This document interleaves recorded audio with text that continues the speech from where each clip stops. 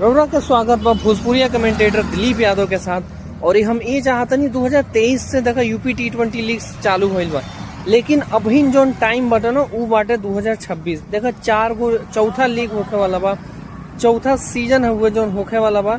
और आज तकले अभी भी भोजपुरी कमेंट्री के एंट्री नहीं भइल बा, खास करके यूपी में।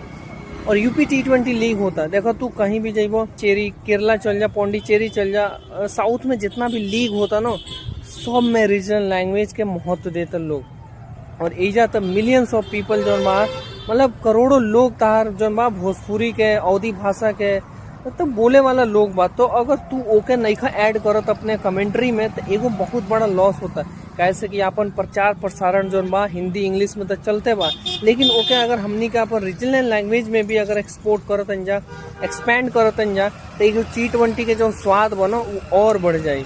हम ये चाहते नहीं संजय कपूर सर से कि भोजपुरी कमेंट्री के डिमांड हो गए यूपी T20 लीग में।